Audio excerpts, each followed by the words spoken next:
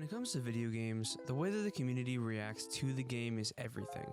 Whether it be good or bad, there is always going to be a video game that is absolutely terrible. There are games that are not great, but those at least are enjoyable in some way. But today we are going to be talking about those games that did so poorly that their player numbers are so low, or the game itself was taken off of all platforms entirely. If you keep up with gaming news, you probably know most of the games we are going to be talking about today. Some of these games are ones that we don't even want to download onto our devices because of the terrible things we heard about them. Most of these games are relatively new as to when this video is released, so here are the worst video game flops of all time. Built over 1,000 years, it was meant to be a tower of dreams. Babylon's Fall released back in early 2022, and it is one of those games that had an audience excited to play it. It had a cool premise with it being an action RPG, but it didn't get that much attention. The main issue that people had with the game was the price to what they were buying. The graphics of the game looked like a mobile game because they went with a watercolored looking style. The optimization was also very terrible and didn't live up to the expectations that Square Enix was hyping. When the game launched, the player numbers were terrible. There was a max player count of 1,100 players on launch day, and it didn't get any higher. It was considered one of the worst flops of 2022 and gave Square Enix a lower reputation since they were the ones who published it. The reported budget for the game was around $110 million and was a huge loss. There were more people who played it on console than PC, but that still wasn't enough to make up for the loss. The crazy part about the whole thing is that the game is unplayable today. Not even a year after the game released, they shut down the servers to the game and it required you to be online to even play it in the first place. If you look on Steam, you won't find it unless you look it up on the search engine first instead of the Steam store. Most people didn't even know this game existed. World in chaos. Creating. Altering. Destroying. I'm sure none of you are surprised to see an EA title on this list, and most definitely not surprised to see Anthem on this list.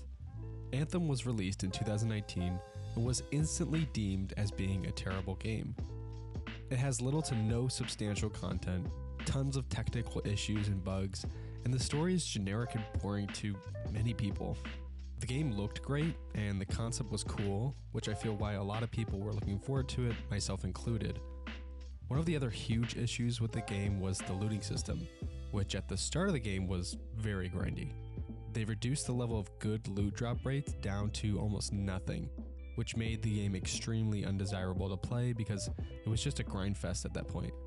Anthem is just another example of a very pretty game with little to no substance and top-down corporate greed from publishers. Somebody find the back entrance. Best dirty movie I ever saw! Oh, crap! The newly released Suicide Squad game was one of those titles that was in development hell for years. It was developed by Rocksteady, who are mainly known for the Batman Arkham games, and when they showed off the first trailer for their new game, the responses were very mixed. It didn't look good or bad, so people were hoping that the game would actually turn out to be something worth their money. When it launched back in February of 2024, it didn't live up to the hype, even though it didn't have any in the first place. The game only had a max player count of about 13,000 people on Steam, and it's sitting at about 180 concurrent players today, even though it's a live service title. It is considered one of the worst performing AAA games that came out in the past couple of years. Rocksteady are known for their great narratives and interesting gameplay, but the game just wasn't anything like their previous work. Yes, some people still enjoyed the game, but most people consider the game dead, since it doesn't even reach above 300 concurrent players at a time on a good day. Programmable power under our control. No more heroes. The entire world is in terrible danger. Marvel's Avengers came out back in 2020 and was a huge letdown for a lot of people. The game itself isn't bad, but the microtransactions and content for the game made the community hate it. Instead of a fun RPG where you can play as the Avengers, it was just a grind fest full of cosmetics and pay-to-win purchases. The single-player aspect of the game was pretty decent, but it was the multiplayer aspects of the game that the community didn't like. The multiplayer part of the game just turned into an extremely boring and repetitive looter-shooter type experience that was not great. Now, if you try to look for the game on Steam, then you won't be able to find it. You can find it by looking it up on the Steam page on Google and clicking the link, but you won't be able to purchase the game. The game was delisted from Steam entirely, and most of the servers were shut down. You still can play the multiplayer parts of the game if you own it, but you won't be able to get the game unless you can find a key for it on a GameKey website, but it might be a little bit expensive.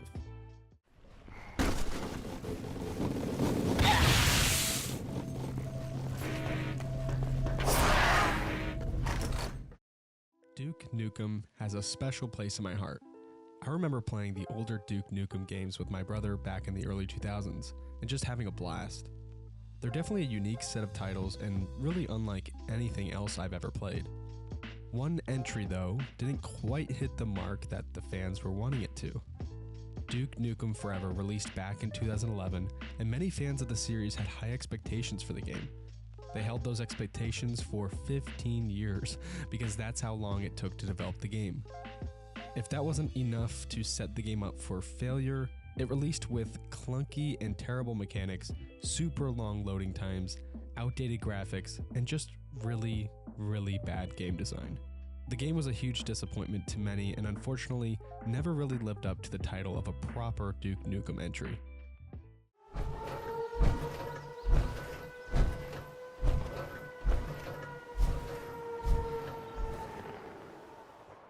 Fallout 76 is one of those games that most people have heard about because of the sheer amount of controversy behind it. Not only did it destroy the reputation of Bethesda even before Starfield came out, but it was also just a bad game when it first launched. There were so many bugs and glitches, and the game was just terrible. There were also no NPCs. The game sounds like a cool idea, but the sheer amount of content you can pay real money for in-game is absurd. It also has a monthly subscription to it as well that locks you out of certain aspects of the game if you don't pay for it, even though the game itself costs money to play in the first place. Yes, it's gotten a ton of updates and it is not a bad game today, but the launch of the game gave it a bad name in the long run. It might have a larger player base with more devoted players if they started the game out correctly.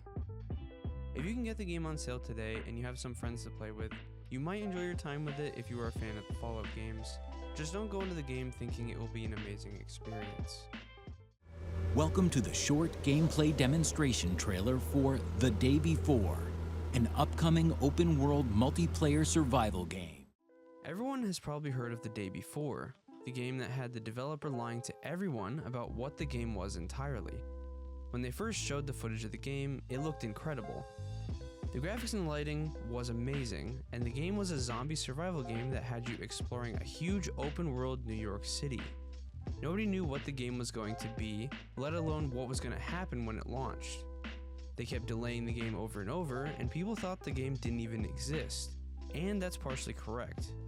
The game they showed off in the initial reveal trailer wasn't real. When it released, it was the most boring extraction shooter you could find. The game was just an asset flip since there wasn't any unique assets in the game, and the gameplay was terrible.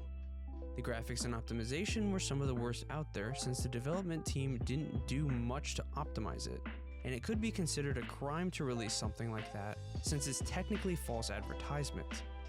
If you look on Steam, you won't find it anywhere. The servers were shut down and the developers tried to cover up the game as much as possible. If you did end up buying the game, we hope you got a refund for it.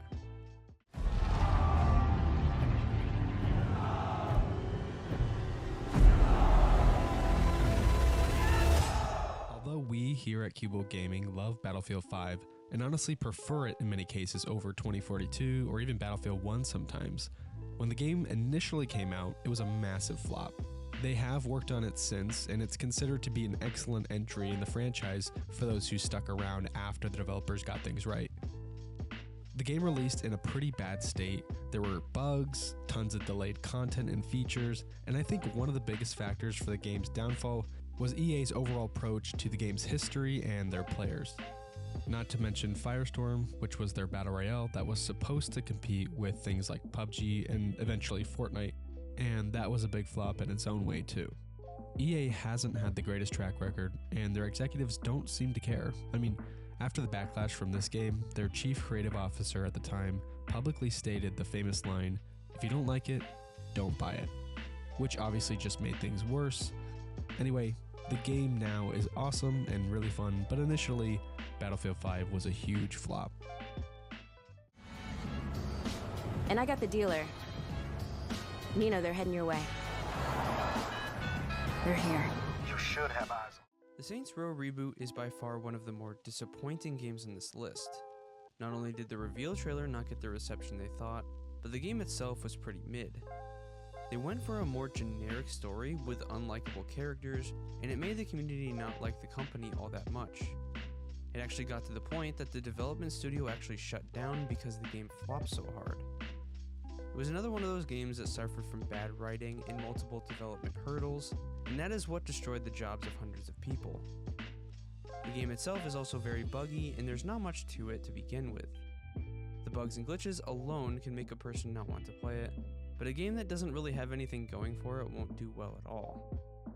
The game was also only released on the Epic Games Store on PC, so that didn't help with sales either. It is on Steam now, but it's considered a dead game. It probably isn't worth it if you get it on sale either. Maybe if it was free, then people can enjoy it, but it isn't something you should look forward to playing. Some of these games are still available to play, but rumors of them shutting down because of low player numbers are out there. If you played or are still playing any of these games, let us know down in the comment section below. We are generally curious to see how many people still play these games. If you enjoyed the video, make sure to give it a like. Also consider subscribing if you enjoy this type of content. We have a gaming podcast called Cuboldcast, where we talk about new gaming news and games that we have been playing. All links are in the description, and thanks for watching.